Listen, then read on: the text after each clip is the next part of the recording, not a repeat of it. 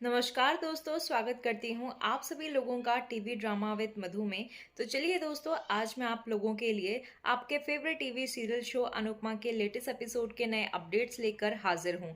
तो चलिए दोस्तों, देख लेते हैं क्या कुछ हुआ है अनुपमा के आज के सीरियल में। लेकिन उससे पहले दोस्तों, अगर आपने अभी तक वीडियो को लाइक शेयर सब्सक्राइब नहीं किया हो तो प्लीज़ कर लीजिएगा और हमें कॉमेंट्स में अपनी राय जो है वो ज़रूर देते रहिएगा।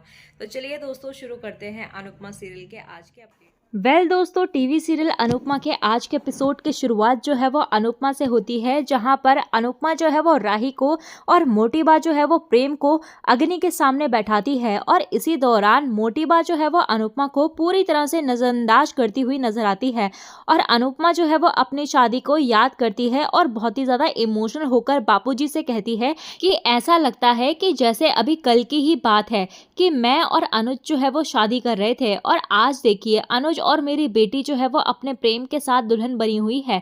इसी बीच यहाँ पर प्रेम और राही जो है वो आपस में थोड़ी मजाक करते हैं और इसके बाद पंडित जी जो है वो दूल्हे की बहन को गठबंधन की रस्म करने के लिए बुलाते हैं। तो गौतम यहाँ पर प्रार्थना से ये रस्म निभाने के लिए कहता है। वहीं पर प्रार्थना जो है वो रस्म निभाने के लिए जाने लगती है, तभी वहां पर प्रेम उसे रोक देता है और परी से कहता है कि तुम भी मेरी बहन जैसी ही हो, तो ये रस्म जो है वो तुम निभाओगी। तभी वहां पर मोटीबा कहती है कि ये रस्म जो है वो दूल्हे की बहन ही करती है और जब तेरी बहन है तो फिर तुम ये रस्म किसी और से क्यों करवाना चाहते हो। तो प्रेम यहाँ पर ताना मारते हुए कहता है कि मेरी बहन जो है वो मुझे भूल गई है कि मैं उसका भाई हूँ, उसे सिर्फ एक ही रिश्ता याद है, इसीलिए उसे वही रिश्ता निभाने दीजिए। तो तभी वहां पर अनुपमा कहती है कि जिसका रिश्ता है अधिकार भी उसका है, गठबंधन की रस्म जो है वो प्रार्थना ही करेगी। तभी अनुपमा जो है वो प्रार्थना को रस्म निभाने के लिए इशारा करती है और इसके बाद यहाँ पर प्रार्थना जाती है और इस गठबंधन की रस्म को पूरा करती है। तभी वहां पर प्रार्थना जो है वो प्रेम और राही के सुखी वैवाहिक जीवन की कामना करती हुई नजर आती है और इसी बीच यहाँ पर मोटीबा और पराग जो है वो आपस में बात करते हुए नजर आते हैं, जहां पर मोटीबा पराग से कहती है कि अनुपमा अब प्रेम के बाद प्रार्थना को भी अपनी ओर खींचने की कोशिश कर रही है और पराग को चिंता होती है कि शादी के बाद जो है वो राही पूरे परिवार को अलग न करवा दे। लेकिन यहाँ पर मोटीबा जो है वो पराग को विश्वास दिलाती है कि जब तक वह जिंदा है कोठारी हाउस परिवार में सिर्फ उनकी मर्जी चलेगी। दूसरी तरफ यहाँ पर बापूजी भी जो है वो अनुपमा से कहते हैं कि कोठारी परिवार अभी भी नाराज लग रहा है और ये सुनकर अनुपमा जो है वो राही की चिंता करने लगती है और उम्मीद करती है कि राही जो है वो सब संभाल लेगी। इसके बाद यहाँ पर पंडित जी जो है वो कन्यादान के लिए अनुपमा को बुलाते हैं और साथ ही वह दूल्हे के माता पिता को भी बुलाते हैं। तो तभी वहां पर अनुपमा और पराग और ख्याति आते हैं और पराग और ख्याति प्रेम का हाथ पकड़ते हैं और अनुपमा जो है वो राही का हाथ प्रेम के हाथ में देकर कन्यादान करती है। सभी जो है वो काफी ज्यादा खुश होते हैं और इसके बाद यहाँ पर पंडित जी जो है उन्हें 7 फेरे लेने के लिए तैयार करते हैं। तो तभी वहां पर अनुपमा जो है वो प्रेम और राही को समझाती है कि हम गुजरातियों में वचन जो है वो 7 ही होते हैं, लेकिन फेरे जो है वो 4 होते हैं और गृहस्थी जीवन के 4 स्तंभ होते हैं, जो कि धर्म, अर्थ, काम, मोक्ष है। जिंदगी में पहले 3 का इस तरह से बैलेंस बनाकर चलना चाहिए कि मोक्ष मिल जाए। इसके बाद अनुपमा इन सब के बारे में विस्तार से समझाती है। तो अनुपमा यहाँ पर 7 वचन के बारे में भी बताती हुई नजर आती है और जिंदगी में उनके महत्व को समझाती है। और वहीं मोटीबा को दिखाया जाता है, जहाँ पर वो जोर देती है कि गुजराती शादी में फेरे ही सबसे ज्यादा जरूरी रस्म होती है। तो अनुपमा बताती है कि फेरों के दौरान अंश और तोशु राही को मामरा देंगे, जो राही को अगिन में डालना होगा। इसके बाद फेरों की रस्म शुरू होती है और प्रेम और राही जो है वो अगिन के फेरे ले रहे होते हैं और अंश और तोशु भी रस्म में अपनी जिम्मेदारी निभाते हैं। इस दौरान अनुपमा जो है वो बार बार अनुज को याद करती है। तो प्रेम और राही जो है वो फेरों की रस्म को पूरा करते हैं। इसके बाद यहाँ पर पंडित जी प्रेम से राही की मांग में सिंदूर भरने और मंगलसूत्र पहनाने के लिए कहते हैं और तभी वहां पर अनुपमा भी जो है वो मदद के लिए आती है और प्रेम जो है वो राही की मांग में सिंदूर भरता है और फिर राही को मंगलसूत्र पहनाता है। तो अनुपमा दोनों को देखकर अपनी शादी को याद करती है और सभी काफी ज्यादा खुश होते हैं और तालियां बजाते हुए नजर आते हैं। और तभी वहां पर पंडित जी कहते हुए नजर आते हैं कि अब आपकी शादी जो है वो संपन्न हुई है और अब से आप दोनों पति पत्नी हैं। तो पंडित जी दोनों को घर के बड़ों का आशीर्वाद लेने के लिए कहते हैं।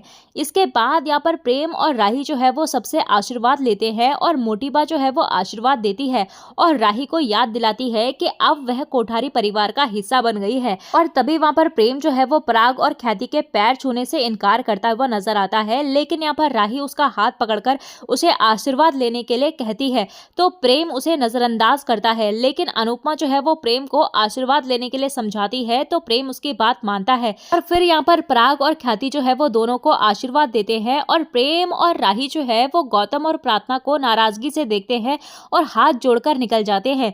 इसके बाद यहाँ पर दोनों जो है वो अनुपमा का आशीर्वाद लेते हैं तो अनुपमा जो है वो अनुज की तस्वीर की ओर देखती है और प्रेम और राही अनुज की तस्वीर के पास जाते हैं और अनुज का आशीर्वाद लेते हैं।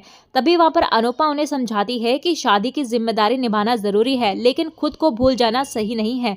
माही भी दोनों को बधाई देती है और राही जो है वो माही को गले लगाती है। इसके बाद यहाँ पर लीला कहती है कि अभी जो है वो विदाई से पहले एक और रस्म बाकी है।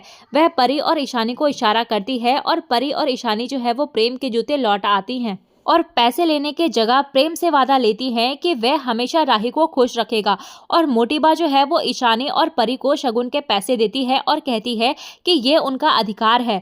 इसके बाद यहाँ पर अंश जो है वो दोनों परिवारों को इकट्ठा होकर एक ग्रुप फोटो खिंचवाने के लिए कहता है और दोनों परिवार मिलकर फैमिली फोटो लेते हैं। तो तभी वहाँ पर हम मोटीबा को देखते हैं जहाँ पर मोटीबा कहती है कि चलिए अब विदाई में देरी नहीं करते।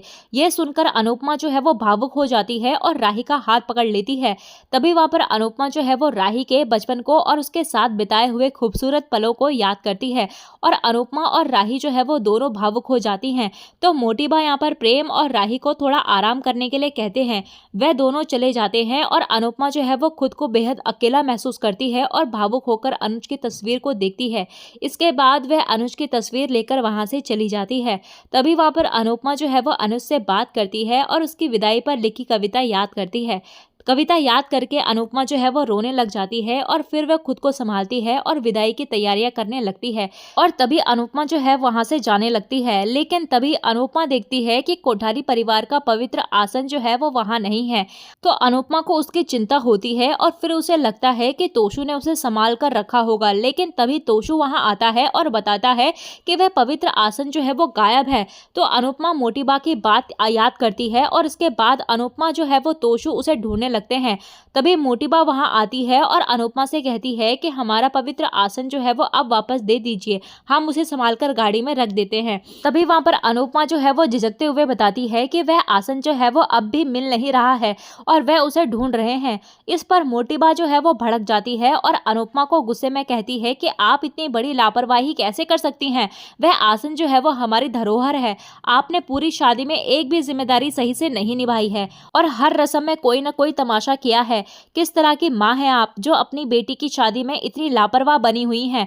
यह सुनकर अनुपमा चौंक जाती है और इसी के साथ एपिसोड जो है वो खत्म होता है। तो दोस्तों आने वाले अपकमिंग प्रोमो में हमें अनुपमा को दिखाया जाता है, जहाँ पर अनुपमा का नया प्रोमो दिखाया जाता है जिसमें अनुपमा जो है वो सेंट्रल जेल में मिलने के लिए जाती है और कैदियों को डांस सिखाती है और वह एक नए कैदी के संगीत की तारीफ करती है। वह कैदी जो है वो उस पर भड़क जाता है, लेकिन जैसे ही वह अनुपमा को देखता है वह चौंक जाता है। तो दोस्तों अब आपको क्या लगता है कि वो आदमी जो है वो अनुज ही है या फिर कोई और है? हमें कमेंट सेक्शन में जरूर बताइएगा। तो चलिए दोस्तों मिलते हैं आपको नए एपिसोड में नए अपडेट के साथ। तब तक के लिए नमस्कार। वीडियो पसंद आई हो तो वीडियो को लाइक शेयर सब्सक्राइब जरूर कीजिएगा।